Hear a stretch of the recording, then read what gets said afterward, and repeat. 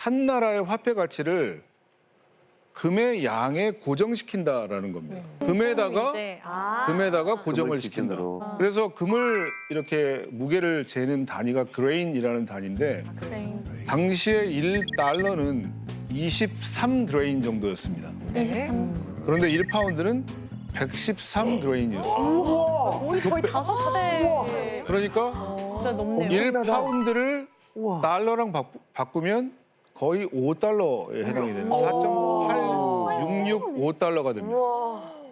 그리고 힘이 셌군요. 파운드가 있고 달러가 있고 그리고 은행에 가져가서 언제든지 뭘 할 수 있냐면 금으로 바꿀 수가 있습니다. 그러다 보니까 금이 돌아다니는 거랑 똑같습니다. 언제든지 금으로 바꿀 수가 있어야 되니까요. 금 교환권이네.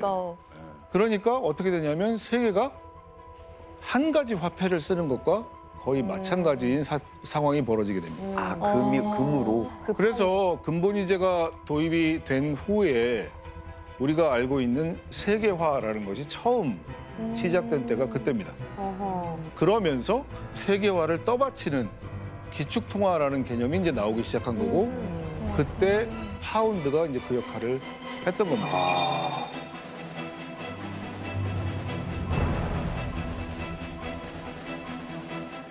그런데 이제 계속해서 파운드화가 지난 100년 사이에 가치가 떨어졌습니다. 이것은 영국의 경제가 좋지 않다라는 굉장히 즉각적인 시그널을 시장에 내보냅니다. 네. 그러다 보니까 덩달아 어떤 일이 벌어지냐면 영국 정부에 대한 믿음도 떨어지지. 떨어집니다. 그러면 정부가 네. 세금을 거두고 그 세금을 가지고 살림살이를 하는 건데 네. 세금으로 모자라면 돈을 어떻게 마련을 하나요? 빚을 내야 합니다. 네, 빚을 내죠. 빚을 내죠. 빚을 어떻게 냅니까? 채권을 발행해서 시장에서 채권만. 팔죠. 아. 그러면 채권은 정부가 돈을 시장에서 빌려오는 거거든요. 네. 그런데 그 채권의 금리가 빠르게 올라가기 시작합니다. 그래서 여기 보시면 1월 3일에 20년 만기 국채의 이자율이 1.196이었다가 네. 10월 14일에 4.9까지 올라갑니다. 엄청 올라. 1년도 안 지났는데. 4배가 되죠. 어떻게 나라 빚의 이자가 는다는 얘기죠. 그러니까 가만히 있으면 빚이 눈덩이처럼 불어나는 겁니다. 아이고.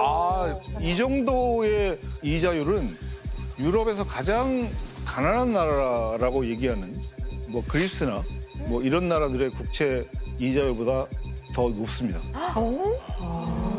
그리고 무엇보다도 이자율이 높다라는 얘기는 사람들이 영국의 국채를 신뢰하지 않는다라는 거예요. 이게 우리로 치면 대출금리 올라가는 거잖아요. 내 대출금리. 저 정도 안 주면 안 사겠다 이렇게 되는. 은행에서 저금리 아니면 대출 안 해주는 거죠 지금. 사람들이 안 사는 거지, 그러니까. 선생님, 근데 영국의 국가 상황이 이 정도로 힘들면 사실 체감상 느끼는 우리 국민들은 더 힘들 것 같은데요. 그렇죠? 그냥 어려운 게 아니고요. 네. 먹고 사는 게 힘들어진 겁니다. 영국에는 푸드뱅크라는 게 있습니다. 네. 그래서 음식 은행이죠. 네. 푸드뱅크라는 게 있는데 이것은 자선단체입니다. 여기에 가시면 네. 생활하는데 반드시 필요한 어. 어떤 먹을거리, 빵, 우유, 버터, 차, 뭐 이런 가장 기본적인 뭐 이런 것들을 담아서 한 보따리 만들어 줍니다. And with that, we were helping over 1,000 families a day. 이런 푸드뱅크가 굉장히 숫자가 많이 늘어서 맥도날드보다 많다고 얘기합니다. 맥도날드요? 영국 전역에 이런 푸드뱅크 지점들이 그렇죠. 사람들이 이제 식료품을 산다라는 것 자체가 어려워졌다라는 이야기거든요. 이게 왜 그러냐면 생활. 소비자 물가가 너무 올랐다는 것이죠. 그래서 2021년 1월에 물가 상승률이 0.7%였는데 네. 10월에 가시면 11.1%입니다. 와, 11%. 아니 이거 보면 석 달 연속 10%대예요. 그러다 보니까 OECD 국가 안에서도 가장 지금 인플레이션이 심각합니다. 아이고. 11%. 그래서 최근 몇 달 동안에 식사량을 줄이거나 혹은 끼니를 걸은 사람이 6명 중에 1명이라고. 아, 끼니를 걸려? 끼니를요? 어머나 세상에. 밥을 못 먹는 것이죠.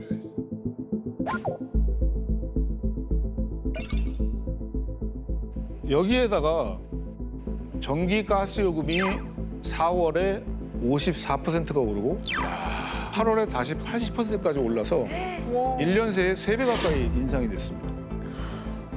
그러니까 영국민이 이제 못 살겠다라는 얘기를 하는 거죠. When I say bill hike, you say pay strike, bill hike, pay strike.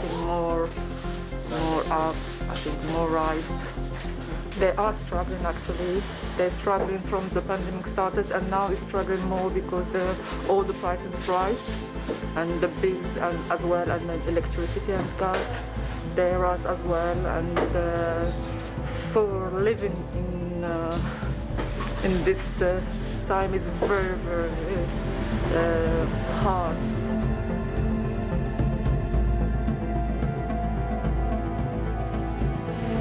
야, 근데 이게 지금 사실 많은 사람들이 다 경험을 하고 있는 걸 텐데 취약계층들은 더 많이 절실하게 느끼고 아, 있을 것 노인하고 같아요. 아동. 그니까. 아, 어떡해요? 영국은 빈부격차가 굉장히 심한 나라이기 때문에 실제로 빈곤선 아래에서 살아가는 아동들이 굉장히 많았습니다. 오. 이 이전에도 빈곤선이라는 것은 최소한의 생계를 유지하는 데 들어가는 어떤 소득을 네. 얘기하는데 그 소득 아래에서 살고 있는 사람들이 꽤 많았는데 이게 이제 더 악화가 된 거죠. 어느 정도 악화가 됐냐면 여러분이 잘 아시는 아동 구호 단체인 유니세프가 영국에서 구호 활동을 시작했습니다. 유니세프가 영국? 영국에서요? 보통 아프리카에 가 있지 않나요? 우와. 아, 조금 더 있으면 이제 아프리카에서 우리 영국을 위해서 그러니까. 한 푼씩 모읍시다 이런 얘기 그래야 나오고. 되겠는데요. 아. 그래서 실제로 최근에 밝혀진 바에 따르면 빈곤선 아래에서 살아가는 아동의 숫자가 영국 아동의 30% 정도일 것이다. 한 430만 명쯤 될 것이다라고 추산이 됩니다. 굉장히 가슴 아픈 일이죠.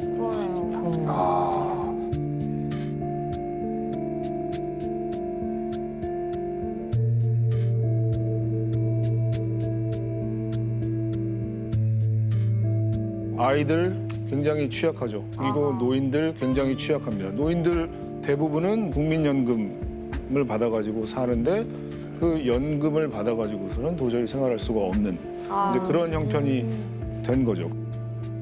1 in 5 families doesn't have £100 in the bank. These families have a choice between feeding themselves or heating their house. You know, so many people, that's what I mean, I'm in a very lucky situation. I've got a roof over my head, for example.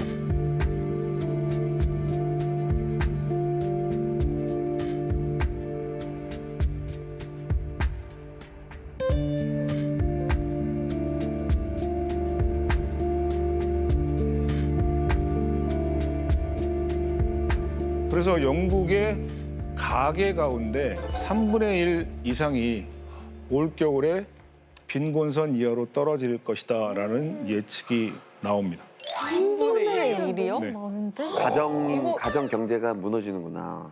그리고 무엇보다도 지금 영국 경제 상황이 굉장히 좋지 않다는 것 자체가 뭐냐면 경제 규모가 쪼그라들고 있는 다시 말하면 경제 성장이 전혀 일어나고 있지 않다라는 얘기고 그래서 어떤 일이 벌어졌냐면 굉장히 역설적인 일이기는 한데 인도가 경제 규모가 영국보다 커졌습니다. 와우. 식민 지배를 받았던 예, 인도가. 그렇습니다. 인도의 GDP 국내 총생산이 영국을 앞지르는 일이 벌어지기 시작합니다. 그래서 올해 아마도 영국보다 높은 위치를 차지할 것이다라는 얘기입니다. 와, 진짜. 그 영국이 인도가 따라잡은 게 아니라 영국이 내려온 느낌인 거잖아요. 야, 어떻게 저렇게 되지? 그러니까 어떻게 대체 무슨 일이 있었길래 네. 한때 해가 지지 않는 제국이라고 불렸던 예. 영국이 이렇게 어려운 지경에 빠졌느냐 이 문제를 조금 이야기를 좀 해보겠습니다.